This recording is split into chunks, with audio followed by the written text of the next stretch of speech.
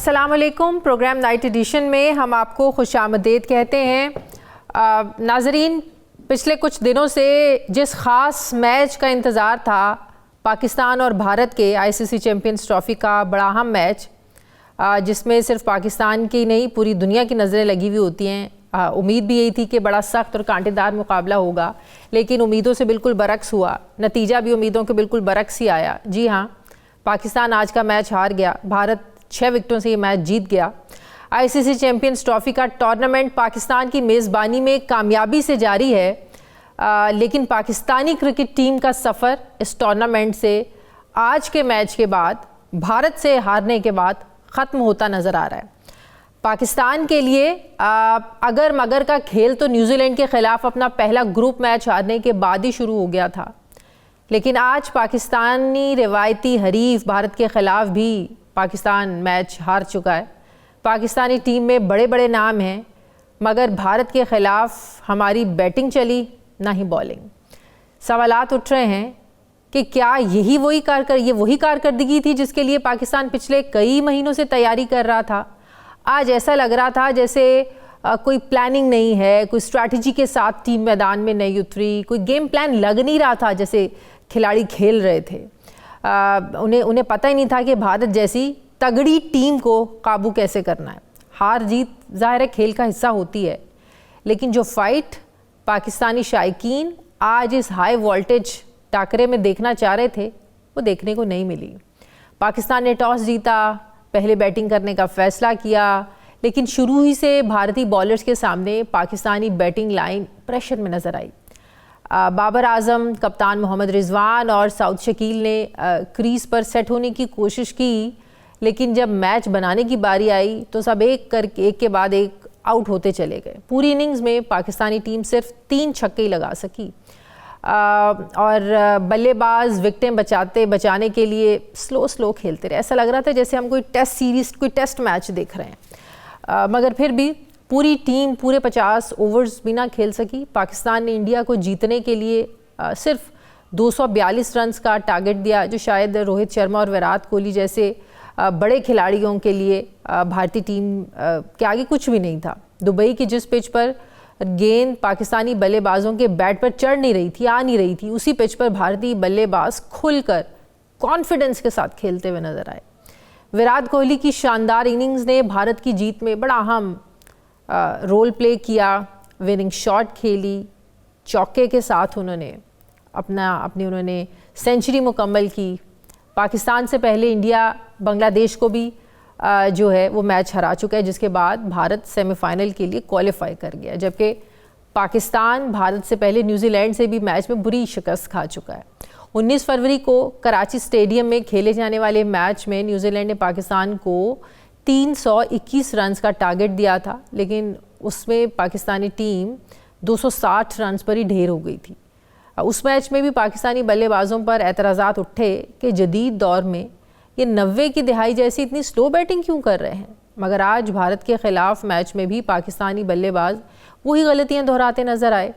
क्या वजह है कि बाबर आजम के बल्ले में वो रवानी नज़र आई, ना ही शाहीन शाह अफरीदी की बॉलिंग में वो एक जोश नज़र आया जो एक उनका खासा है। इसमें कोई शक नहीं कि शाहीन अफरीदी ने आज भारतीय कप्तान रोहित शर्मा को जल्दी आउट किया, मगर उसके बाद पाकिस्तानी टीम इंडियन टीम पर प्रेशर जो एक बनाना चाहिए था वो बनाने में नाकाम रही। नाज़रीन, आपको याद होगा जब 2017 में चैम्पियंस ट्रॉफ़ी के फ़ाइनल में पाकिस्तान और भारत की टीमें आमने सामने आई थीं, तो सरफराज अहमद की कप्तानी में पाकिस्तान ने भारत को आउट क्लास कर दिया था। उस मैच में ओपनर फ़खर जमान ने शानदार सेंचुरी भी स्कोर की थी, लेकिन इस बार पाकिस्तान को बचाने के लिए फ़खर जमान था, ना ही मोहम्मद आमिर। न्यूजीलैंड के ख़िलाफ़ पहले मैच में फ़खर जमान इंजर्ड होकर पूरे टूर्नामेंट से बाहर हो गए, और आज पूरी टीम भी इवेंट से बाहर होने के करीब पहुंच गई है, ऑलमोस्ट आउट हो ही गए हैं इवेंट से। ऐसे में सवाल उठता है कि भारत के ख़िलाफ़ मैच में पाकिस्तान क्यों इतना प्रेशर में नज़र आता है। आज के मैच में गलतियां कहाँ हुई? क्या टॉस जीतकर पहले बैटिंग का फ़ैसला दुरुस्त था? पाकिस्तान का अगला मैच बांग्लादेश से है। अभी भी क्या कोई इम्कान बाकी है कि सेमीफाइनल तक हम पहुंच जाएं, या गेम इज़ ओवर? इसी पर मैं बात करूंगी। वसीम बारी साहब हैं, साबिक क्रिकेटर हैं मेरे साथ मौजूद हैं प्रोग्राम में। अस्सलाम वालेकुम, बहुत बहुत शुक्रिया। आज जो पाकिस्तान ने वसीम बारी साहब जो 242 रन का टारगेट दिया, वो एक अच्छा स्मार्ट टारगेट आप कह सकते हैं उसको? कहा जाता है कि हिंदुस्तान की जो बैटिंग है वो नंबर 9 नंबर पर बैटिंग है और बहुत मजबूत बैटिंग है। जो है वो बैटिंग है, तो उनकी टीम के लिहाज से तो ये टारगेट बहुत डिफिकल्ट नहीं था, लेकिन बेसिक मिस्टेक्स आप कर रहे हैं। आप न्यूजीलैंड के खिलाफ आपने 260 रन बनाए और 60 रन से आप हार गए, और उससे आप नजर आ रहा था कि अगर आप देखेंगे इंग्लैंड की कारकर्दगी और ऑस्ट्रेलिया की कारकर्दगी और न्यूजीलैंड की कारकर्दगी और हिंदुस्तान की कारकर्दगी, अगर आप कंपेयर करें तो पाकिस्तान टीम सबसे वीकेस्ट नजर आ रही है। वीक क्यों नजर आ रही है? एक तो उनकी कोई स्पिनर्स इनके पास नहीं है, स्पिनर्स की डेप्थ नहीं है। फास्ट बॉलर्स 90 रन दे रहे हैं, फास्ट बॉलर जो समझे जाते थे कि जी हमारी बैटिंग हमारी बड़ी जो है नहीं वो नाकिस रही, नाकाम रही, बड़ा स्कोर हम नहीं दे सके। अब देखें ना, एक विकेट गिरती थी, अगले ही ओवर में दूसरा खिलाड़ी गिर जाता था, तो जम के कोई खेल नहीं पाया। देखिए बात सारी ये है कि रोटेशन ऑफ द स्ट्राइक नहीं की, पार्टनरशिप नहीं की। आज देखिए जिस तरीके से रिजवान और शकील आउट हुए हैं, उन्होंने अपनी विकेट थ्रो की है। अगर सीनियर प्लेयर्स अपनी विकेट थ्रो करें तो ये एक बैड मैसेज जाता है लड़कों को टीम के पास। तो एक ओवर में कैच छूटा, दूसरे ओवर में फिर आउट हो गए। एक ओवर में कैच छूटा शकील का और दूसरे ओवर में फिर आउट हो गए। तो ये विकेट थ्रो करेंगे तो आप कैसे अच्छी टीम के खिलाफ खेलेंगे? आपने डॉट बॉल्स कितनी 80-90 तो डॉट बॉल्स खेली और फास्ट बॉलर्स ने 90 रन दिया, विकेट कोई नहीं दी न्यूजीलैंड के खिलाफ। तो आपकी प्लानिंग तो नजर आ रही थी, तो रिजल्ट यही होना था जो हुआ है। तो हम कह दें गेम इज ओवर, न्यूजीलैंड से हार गए, भारत से आज हार गए, बांग्लादेश के खिलाफ आप कुछ भी कर लें, जीत भी जाएं तो कुछ होने वाला नहीं है, सेमीफाइनल तक तो नहीं पहुंच सकते, यही इम्कानात है। और फील्डिंग में ऐसा कैसे छोड़े न्यूजीलैंड के मैच में और एनर्जी कोई नजर नहीं आ रही। ना बैटिंग में एनर्जी नजर आ रही है, ना बॉलिंग में एनर्जी नजर आ रही है, ना फील्डिंग में एनर्जी नजर आ रही है। और क्या ये जो वजह कहा जा रहा था कि भारत की मर्जी की पिच होगी, भारत ही आईसीसी है, वो वहां पे पिच भी उनकी मर्जी की बनेगी, तो हम देख रहे थे जो बॉल उनके बल्ले पे चढ़ रही थी भारत के बल्लेबाजों के, हम तो कैच ही नहीं कर पा रहे थे उस बॉल को। अमूमन ये होता है कि जब थोड़ी सी ड्यू पड़ती है तो बॉल बल्ले पर ज्यादा अच्छी तरह आता है, तेज आता है और रोककर नहीं आता है। सुबह बॉल जब रोककर आ रही थी तो शॉट मारना मुश्किल था। अब जब शाम का वक्त होता है, ड्यू थोड़ी सी पड़ती है तो बॉल थोड़ी सी गीली हो जाती है, जब गीली बॉल हो जाती है तो बल्ले पर अच्छी आती है। आपने देखा कि हिंदुस्तान के बैट्समैनों ने बहुत अच्छे स्ट्रोक खेले, बिल्कुल, और उनको तकलीफ नहीं हो रही थी बैटिंग करते हुए। पार्टनरशिप उन्होंने की, रोटेशन ऑफ द स्ट्राइक की, जो बेसिक चीजें क्रिकेट की वो फॉलो की, और जीत भी चौके पे थी उनकी। पाकिस्तानी बैट्समैनों को बहुत अच्छी गेंद की। स्पिनर्स ने, कुलदीप ने तो 3 विकेट ली, पाकिस्तान के पास तो स्पिनर ही नहीं है। सिलेक्शन कैसी की है ऑन द विकेट, जो टर्निंग विकेट है, जो स्लो विकेट है, उसमें टीमें 3 स्पिनर खिला रही हैं, और पाकिस्तान में 3 टीमें स्पिनर कोई है ही नहीं। तो आप देखेंगे जब इस किस्म की प्लानिंग होगी और इस किस्म की बेसिक प्लान होगा और परफॉर्मेंस नहीं होगी तो रिजल्ट तो अच्छा नहीं आ सकता। बिल्कुल ठीक। वसीम बारी साहब बहुत शुक्रिया, साबिक क्रिकेटर हमारे साथ है, बहुत बहुत शुक्रिया आप। नाज़िम मुझे प्रोग्राम में एक ब्रेक लेनी है, वापस आते हैं छोटे से वक्फे के बाद।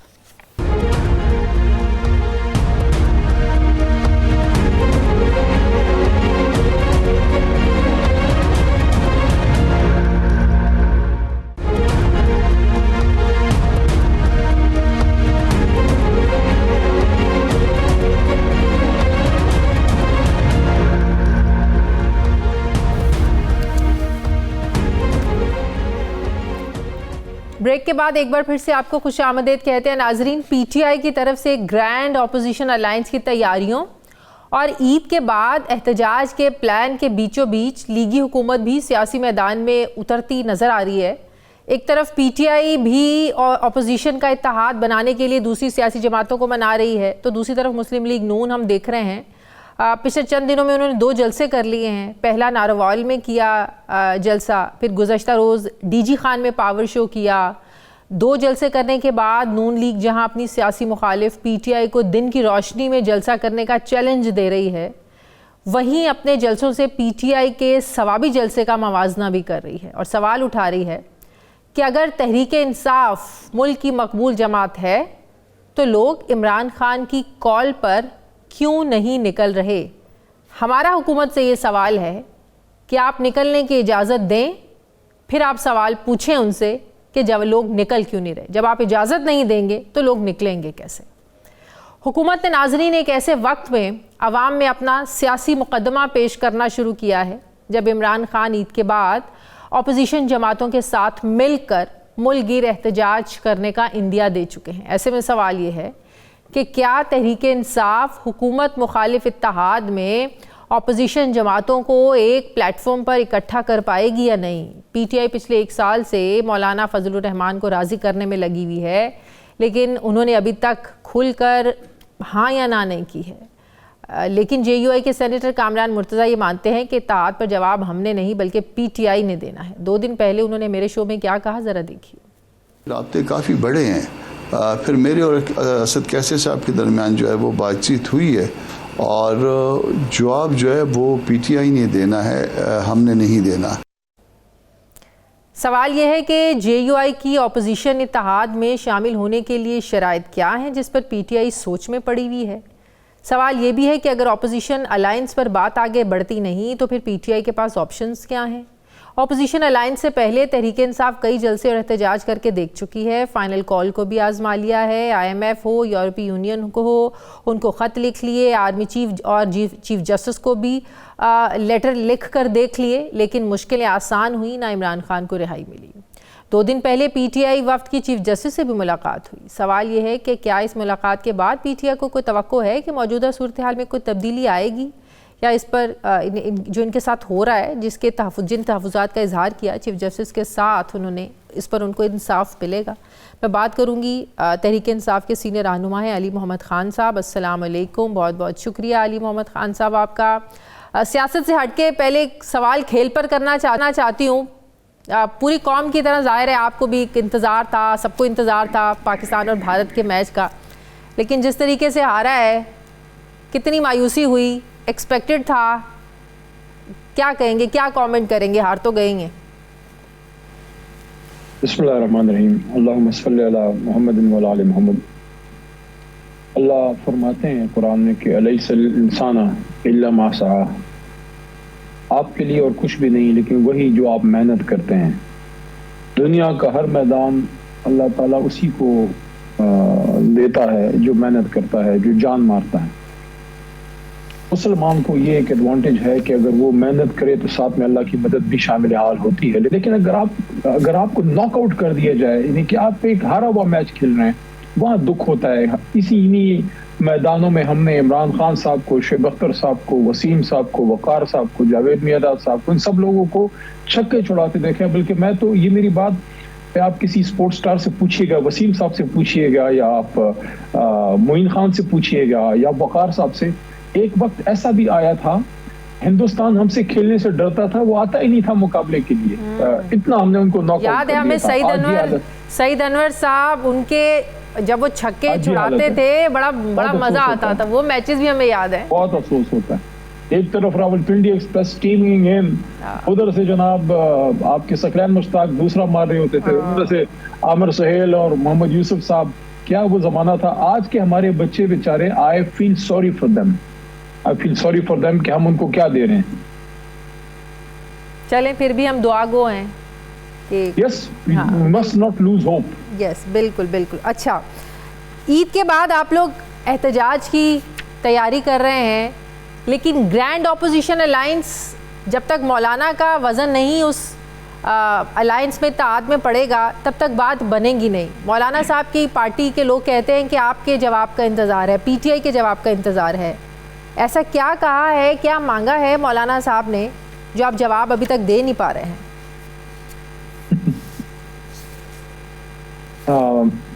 मेरे ख्याल में मौलाना साहब को ये मज़ा चख लेना चाहिए। सारी ज़िंदगी उन्होंने नवाज शरीफ और जरदारी साहब के साथ अलायंसेज और उन चीज़ों में गुजारी है। इमरान खान साहब के साथ उनका फर्स्ट एक्सपीरियंस होगा। मैं तो एक और चीज़ पे खुश हूँ कि अगर हमारे नज़दीक वो आते हैं, लेकिन फिर देखें अगर हमारे पास आते हैं या अगर हम उनके पास जाते हैं, मैं समझता हूँ दोनों को फिर हाथ बिल्कुल मजबूती से एक दूसरे को पकड़ना चाहिए, फिर हाथ बिल्कुल पूरा साफ एक दूसरे से मिलाएं। देखें मौलाना साहब बहुत बड़ी जमात के अमीन हैं, सिलसिला देवबंद के, और खान साहब मुल्क के बड़े लीडर हैं, सबसे बड़े लीडर हैं, आलम इस्लाम के बड़े लीडर हैं। और जो उन दोनों के बीच में कदर मुश्तरक है, एक तो देखें आईन के मुताबिक मुल्क चलाना, कि रूल ऑफ लॉ हो, मैंडेट की वापसी हो, रेगिंग ना हो, सिविल सुप्रीमेसी हो, ये तो बातें हैं। लेकिन एक और चीज इस पे बहुत कम लोग बात कर रहे हैं और मैं समझता हूँ कि अगर ऐसा होता है इससे कॉज को बड़ी स्ट्रेंथ मिलेगी। वो ये है कि इमरान खान साहब बतौर वजीर आजम मदीना की रियासत की कॉन्सेप्ट पे बहुत बात करते थे और उन्होंने उसमें हंसने पे बड़ी बात की, सल्लम को फॉलो करने पे बड़ी बात की। यूथ जो सबसे बड़े आइकन है इमरान खान, यूथ को ये कहते थे कि आप स्टीव जॉब्स और माइक्रोसॉफ्ट के बिल गेट वगैरह को छोड़ के आप वेस्टर्न स्टार्स की बजाय आप अपना आइडियल हुजूर सल्लल्लाहु अलैहि वसल्लम को बनाएं। मौलाना साहब तो सबको पता है कि आलिम दीन है और उनके पीछे बहुत बड़े उलमा की जमात है। तो अगर ये दोनों फोर्सेस इकट्ठी होती हैं, इससे जो कॉज है पाकिस्तान का, जो पाकिस्तान को एक इस्लामी फलाही रियासत बनाना है, उसकी तरफ बड़ी पेश वो बात बिल्कुल ठीक है, लेकिन जो एक ट्रस्ट डेफिसिट है वो कैसे ठीक होगा? वो अदम एतमाद की जो कैफियत है वो कब खत्म होगी? जब मौलाना की पार्टी इस बात पर एतराज़ करे या तहफ़्फ़ुज़ात उनके, क्या ये जायज़ नहीं है कि तहरीक इंसाफ जब खुद 26वीं आईनी तरमीम पर उनको सपोर्ट करते हैं, उनकी वाह करते हैं, मौलाना साहब को अप्रिशिएट करते हैं कि उनमें उन्होंने बड़ा अहम रोल प्ले किया, फिर उसी 26वीं आईनी तरमीम के ख़िलाफ़ सुप्रीम कोर्ट में भी चले जाते हैं और फिर कहते हैं कि हम इस 26वीं आईनी तरमीम को नहीं मानते हैं, लेकिन चीफ़ जस्टिस से मिलने चले जाते हैं अपनी बात करने के लिए, तहफ़्फ़ुज़ात का इज़हार करने के लिए उस चीफ़ जस्टिस से जो उसी 26वीं आईनी तरमीम के नतीजे में वो चीफ़ जस्टिस बने हैं। तो ये इतना ज़्यादा एक तज़ाद है, तो क्या इन बातों पर मौलाना साहब के तहफ़्फ़ुज़ात जायज़ नहीं है? शादिया साहब, आपने तो जख्मों पे नमक की बजाय पूरा तेजाब की बोतल ही डाल दी है। देखें, जहाँ तक 26वीं आईनी तरमीम की बात है उसके तो हमने खिलाफ वोट किया और मौलाना साहब ने उसको सपोर्ट किया। बहरहाल उनकी सोच पॉजिटिव होगी, शायद वो समझते होंगे कि, लेकिन अगर मैं देखूं तो 26वीं तरमीम के बाद सुप्रीम कोर्ट बिलखुसूस और अदलिया बिलुमूम बड़ी वीक हुई है। तो वो एक काम ऐसा था कि 26वीं तरमीम पास ना होती तो शायद बेहतर होता। लेकिन बहरहाल अब हमने आगे बढ़ना है और आगे बढ़ने के लिए ज़रूरी ये है कि अपने इख्तलाफात को भुलाकर या एक तरफ रख के मुल्क के बड़े मफाद को देखा जाए। मेरे ख्याल में अगर दिल बड़ा किया जाए तो इंशाल्लाह मैं नहीं समझता कि कोई ऐसा अमर माने है जिसकी वजह से खान साहब या मौलाना साहब के बीच में फासले मजीद कम ना हो सकें। मुझे बड़ी खुशी है इस हवाले से कि इस डेवलपमेंट्स में एक चीज़ का बेहतरी बहरहाल आई है, वो ये है कि हमारे स्टेट से कम कोई गलत बात मौलाना के बारे में नहीं हो रही है, वो चीज़ें बेहतरी की तरफ जा रही हैं। जहाँ तक चीफ जस्टिस साहब मोहतरम के बारे में आपने बात की है, देखिए हमारी तो कोई अफरीदी साहब जो चीफ जस्टिस साहब है, यहया साहब से कोई हमारी जाती अनबन तो नहीं है। हमारा तो प्रोसेस पे एतराज़ है। अब प्रोसेस तो हम उसको आज भी नहीं मानते, लेकिन जो शख्स अब कुर्सी पे बैठा है हमने उससे बात करनी है। जाहिर है आप ना उसकी कोर्ट का बाइकआउट कर सकते हैं, ना आप सुप्रीम कोर्ट का बाइकआउट कर सकते हैं, ना यहया अफरीदी साहब से कोई हमारा जाती इख्तिलाफ है। हमारा उस प्रोसेस पे इख्तिलाफ था, है और रहेगा। बल्कि हम तो ये कहते हैं कि अगर अल्लाह के हुक्म से, अल्लाह के करम से 2/3 कभी भी हम आ गए, हम तो इसको जो गलत हुआ है उसको रिवर्स करेंगे।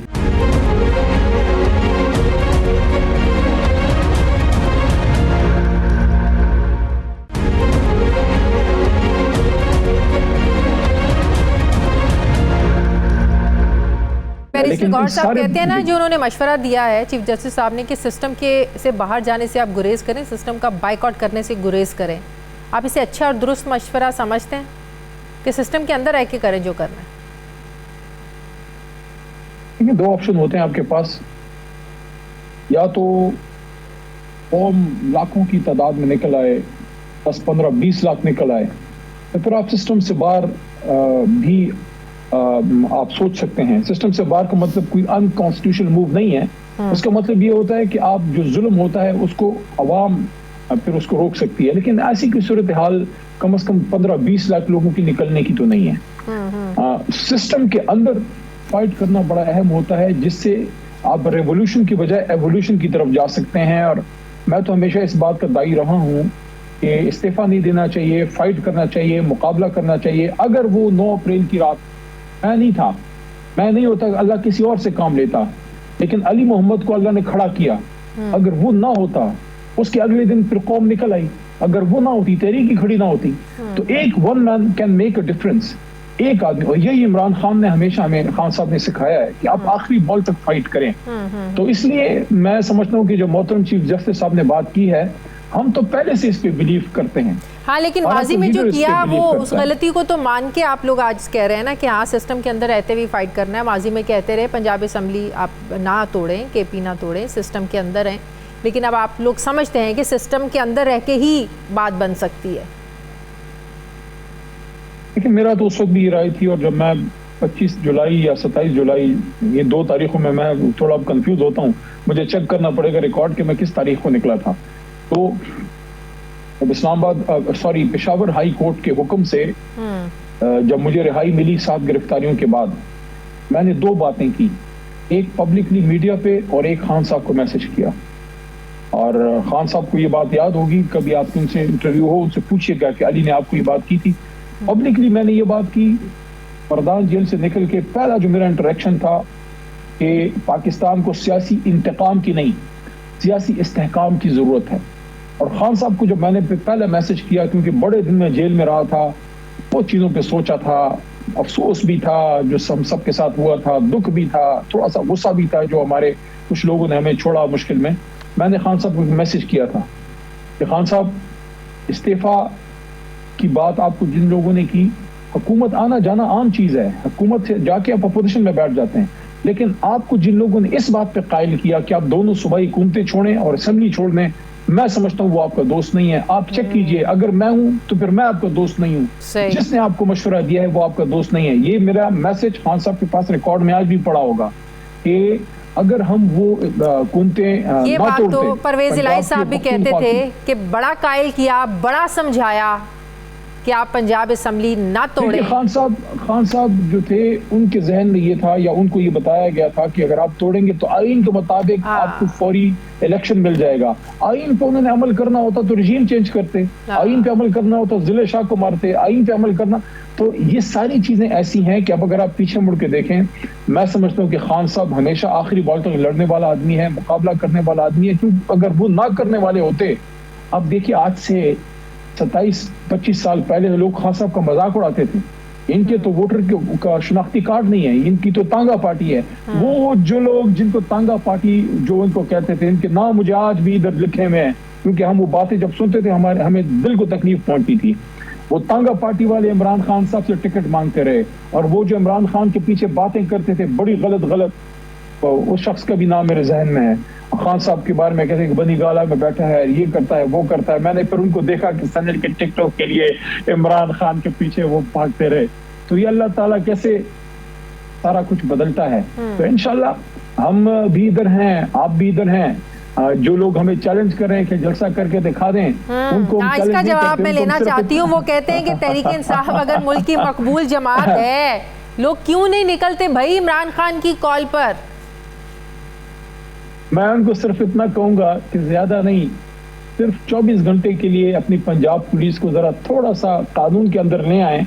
उनको कहें कि अंदर का गुल्लू बट जरा संभाल के रखें, गुल्लू बट को जरा कंट्रोल करें। सिर्फ 24 घंटे इजाजत देने के लोग निकल आए, जो इनको आईन और कानून हक देता है। आर्टिकल 15, 16, 19 आपको राइट देता है कि आप निकलें, आप फ्रीडम ऑफ मूवमेंट है, फ्रीडम ऑफ एसोसिएशन है, आप हमें जलसे की इजाजत दे दें। ये मीनारे पाकिस्तान भर के ना दिखाया तो फिर हम सियासत नहीं करेंगे। बिल्कुल सही, जबरदस्त। ईद के बाद की आप लोगों की स्ट्रेटजी क्या है? मुल्कगीर एहतजाज होगा, सड़कों पर आएंगे, क्या स्ट्रेटजी क्या है आप लोगों की? देखिए जो हमारे अलायंस के साथी हैं, मुलाकातें भी हो रही हैं, गुफ्तगुएं भी हो रही हैं, कुछ तो हमारे साथ कुछ वक्त से चले हैं। मोहतरम चकजई साहब हैं, मोहतरम मौलाना फजल रहमान साहब से गुफ्तगू चल रही है हमारे सीनियर्स की, हमारे जो लोग कमेटी में हैं।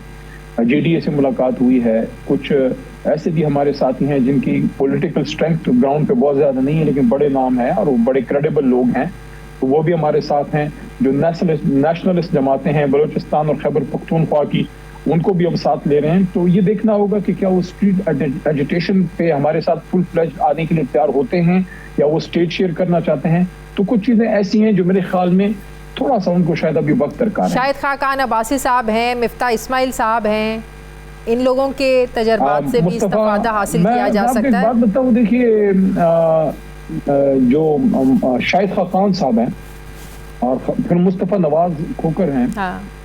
तो बिल्कुल छोटे भाई जैसा है। और मैं उसको इसलिए अप्रिशिएट करता हूँ कि यंग एज में इंसान उसूलों पे स्टैंड इतना नहीं ले पाता, क्योंकि आप कहते हैं यार मेरा फ्यूचर है, ये है। जिस तरह मुस्तफ़ा ने कुर्बानी दी सेनेट की सीट की, क्योंकि उन्होंने स्टैंड लिया था मेरे ख्याल में आजम स्वाति साहब के लिए, तो उसने उनका स्टैचर, उन्होंने सेनेट की सीट तो गंवा दी, इज्जत पाई बड़ी। तो इस तरह के लोग अगर हमारे साथ चल रहे हैं, मैं समझता हूँ कि हमने घाटे का सौदा नहीं किया।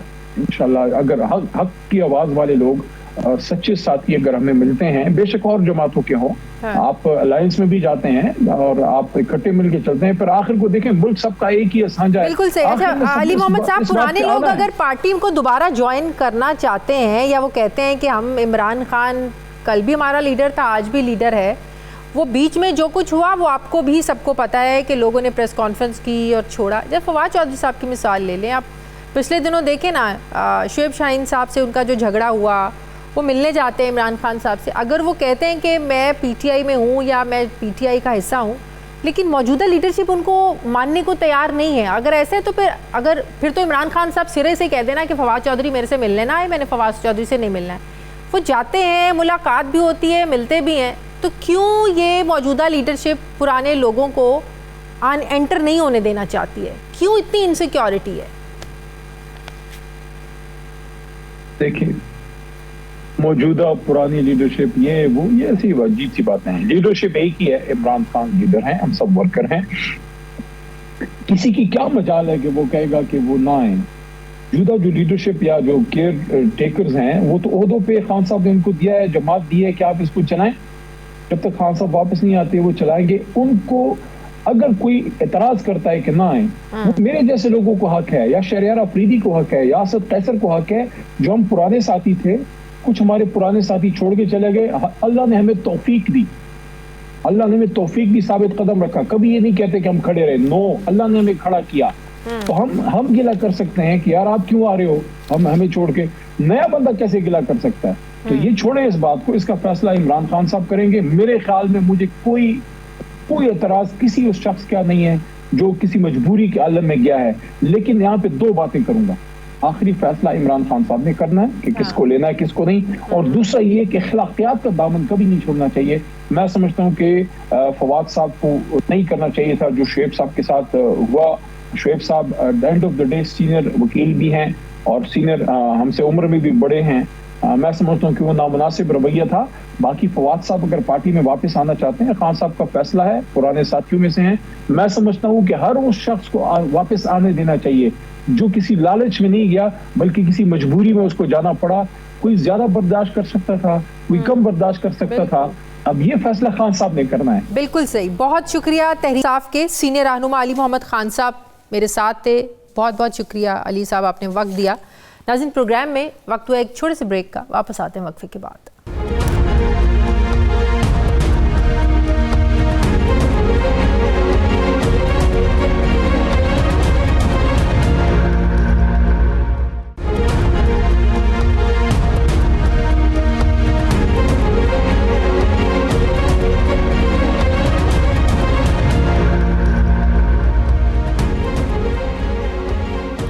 ब्रेक के बाद एक बार फिर से आपको खुशामदीद कहते हैं। नाजरीन, हुकूमत तो शादियाने बजा रही है कि मुल्क की मईशत बेहतर हो गई है, महंगाई सिंगल डिजिट पर, जबकि शरह सूद 12% पर आ गई है। यही नहीं, स्टॉक एक्सचेंज भी मुल्क की तारीख की बुलंद तरीन सतह पर पहुँच गई है। सुनने में तो ये बातें भी कानों को बड़ी भली लगती हैं, लेकिन सवाल ये है कि हुकूमत के मुआशी तरक्की के दावों में कितनी हकीकत है। अगर महंगाई 40% से कम होकर आज 2.4% पर आ गई है, तो क्या ये हकीकत नहीं है कि महंगाई बढ़ी भी तो शहबाज शरीफ की हुकूमत में ही थी। अपनी ही गलतियों को ठीक करके इसको तरक्की का नाम देके क्रेडिट किस बात का लिया जा रहा है? क्या ये हकीकत नहीं है कि महंगाई 2% पर आने के बावजूद भी आम आदमी की कुव्वत ख़रीद में दिन ब दिन कमी होती जा रही है? ऐसी महंगाई कम होने का क्या फ़ायदा जिसके असरात आम आदमी तक ना पहुँचें? शहबाज शरीफ की हुकूमत मुल्क को 2 बार दिवालिया होने से बचाने का भी क्रेडिट लेती नज़र आती है। तो क्या ये हकीकत नहीं कि पाकिस्तान डिफ़ॉल्ट की दहलीज पर गया भी इन्हीं की हुकूमत में था? तो फिर तरक्की का क्रेडिट लेने की क्या ज़रूरत है? आज वज़ीर-ए-आज़म शहबाज शरीफ महंगाई में कमी और मुआशी बहाली का सिर्फ क्रेडिट ही नहीं ले रहे हैं, बल्कि वो यहाँ तक कह रहे हैं कि अगर मुआशी तरक्की में भारत को पीछे ना छोड़ा तो मेरा नाम शहबाज शरीफ नहीं है। क्या कहते हैं वो ज़रा सुनिए। जब हमने इक़्तिदार संभाला तो महंगाई जो थी वो अरूज पर थी 40% पे, वो आज 2.4% पे आ गई है। रात दिन मेहनत करांगे तो एक दिन आएगा कि हिंदुस्तान नु पिछे न छोटे थे। मेरा नाम शहबाज शरीफ नहीं है। सवाल ये है कि क्या 16 अरब डॉलर्स के ज़खायर रखने वाला मुल्क यानी पाकिस्तान 650 अरब डॉलर्स के ज़र मुबादला का ज़खायर रखने वाले मुल्क भारत को पीछे छोड़ सकता है? इंडिया की जीडीपी यानी तरक्की करने की शरह इस वक्त 7.5% पर है, जबकि 6.5% पर है, जबकि पाकिस्तान की जीडीपी इस वक्त 1% से भी कम है। तो क्या भारत को पीछे छोड़ने का ख्वाब ज़मीनी हक़ाइक़ के मुताबिक है? वज़ीर-ए-आज़म के पुराने साथी और साबिक वज़ीर ख़जाना मिफ्ता इस्माइल का तो ये मानना है कि महंगाई में कमी में हुकूमत का कोई कमाल नहीं है, बल्कि ये आलमी मंडी में तेल की कीमतों में कमी की वजह से हुआ है। पाकिस्तान में नाज़रीन तरक्की शरह की जो शरह है 0.9% है यहाँ, जबकि आबादी 2.4% से बढ़ रही है। इस हिसाब से हर पाकिस्तानी सालाना बुनियादों पर 1.5% से गरीब हो रहा है। तो क्या इसे मुल्क की तरक्की का नाम दिया जा सकता है? एक रिपोर्ट के मुताबिक पाकिस्तान में 10 करोड़ 50 लाख लोग खते गुर्बत की लकीर से नीचे ज़िंदगी गुजार रहे हैं, जबकि 2 करोड़ 65 लाख बच्चे तो स्कूलों से अब भी बाहर हैं। तो क्या इसे हम तरक्की कहें? अगर मुल्क की मईशत को मुस्तहकम मानना है तो मुल्क में नई इंडस्ट्री क्यों नहीं लग रही है? एक रिपोर्ट के मुताबिक मुल्क भर में 187 से ज़ायद टेक्सटाइल मिल्स बंद हो चुकी हैं। तो क्या इसे तरक्की माना जाए? क्या ये हकीकत नहीं है कि साल 2024 में रोज़गार की तलाश में 7,27,000 से ज़ायद पाकिस्तानी मुल्क छोड़ कर गए? तो क्या इसे तरक्की का नाम दिया जाए? एक साल में पाकिस्तान पर कर्ज़े और वाजिबात में 6,106 अरब रुपए का इजाफा हुआ। मजमूई कर्ज़े 88,000 अरब से ज़्यादा हो चुके हैं। तो क्या इसे तरक्की का नाम दिया जाए? पाकिस्तान के पास सिर्फ 16 अरब डॉलर के ज़खायर हैं, जबकि इसी साल में पाकिस्तान ने 22 अरब डॉलर से ज़ायद कर्ज़ों की अदायगियाँ भी करनी हैं। तो इसे तरक्की का नाम दिया जाए? इस साल पाकिस्तान को IMF के प्रोग्राम में रहने के लिए 13,000 अरब रुपए टैक्स वसूली का हदफ पूरा करना है। कितना? 13,000 अरब रुपए, जिसमें 400 अरब रुपए शॉर्टफॉल का भी सामना है। तो सवाल ये है, पाकिस्तान इस हदफ को पूरा कैसे करेगा? तो क्या फिर हमें तरक्की का दावा करना चाहिए उसके बावजूद भी? ऐसे में वज़ीर ख़जाना मोहम्मद औरंगज़ेब आने वाले बजट में तनख्वाहदार तबके पर टैक्स कम करने का इंदिया दे रहे हैं। सवाल ये है कि क्या हुकूमत इस पोजीशन में है कि वो अगले बजट में तनख्वाहदार तबके को रिलीफ दे सके? हुकूमती दावे हैं, दूसरी तरफ ज़मीनी हक़ाइक़ हैं, कितना फ़र्क है इसमें? इसी पर मैं बात करूँगी। माहिर मैशत डॉक्टर खाकान नजीब साहब मुझे ज्वाइन कर रहे हैं। उनसे पूछते हैं कि ज़मीनी हक़ाइक़ और जो हुकूमती दावे हैं इनमें कितना फ़र्क है। अस्सलाम वालेकुम, बहुत बहुत शुक्रिया डॉक्टर साहब आपका। डॉक्टर साहब, सबसे पहले तो अपने जोशीले अंदाज़ में जिस तरीके से माइक हिला कर कल शहबाज शरीफ साहब ने, प्राइम मिनिस्टर ने जो दावा किया कि हम तरक्की में भारत को पीछे छोड़ देंगे और ना छोड़ा तो मेरा नाम शहबाज शरीफ नहीं, आप इसे मजाक कहेंगे या जज्बा जोश में कही हुई बात? बिस्मिल्लाहिर्रहमानिर्रहीम। शाजी साहब, एक तो ये कि आपने बहुत सी कॉम्प्रिहेंसिव बातें की हैं। मुझे तो आपके साथ पूरा प्रोग्राम 1 घंटे का करना पड़ेगा, बिकॉज यही सारी गुफ्तगू जो है वो हम अगर कौम के सामने रखेंगे तो पता चलेगा कि आखिर मुल्क शॉर्ट टर्म में कहाँ खड़ा है और लॉन्ग टर्म प्रॉस्पेक्ट जो हैं वो क्या हैं।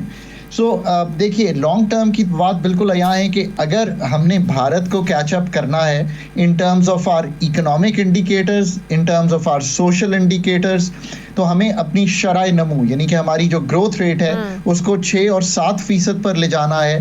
तब हम इतनी नौकरियां निकाल सकेंगे कि जो 25, 30, 35 लाख, ये कहीं 25 से 35 लाख हर साल लेबर फोर्स में जो नए लोग आते हैं उनको हम अब्जॉर्ब कर सकें। और इसको आप कहेंगे कि वाकई ही सस्टेनेबल तरक्की, और जिसे कहेंगे तरक्की जिसकी एक्सेस लोगों तक है वो हो।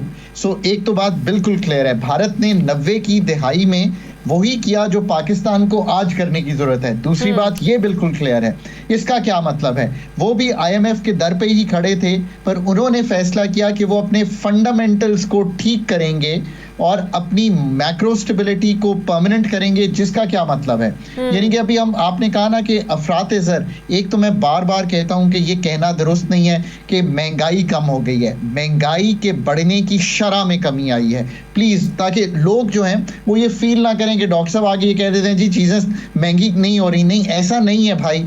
पिछले साल 23% चीजें महंगी हुई थी, उससे पिछले साल 29% महंगी हुई थी। इस साल लग रहा है कि चीजें कहीं 8 से 10% तक ऑन द एवरेज महंगी होंगी। सो अगर मैडम शाजिया की तनख्वाह 92 चैनल 12% बढ़ा देता है तो वाकई उनकी कुव्वत खरीद बेहतर होगी।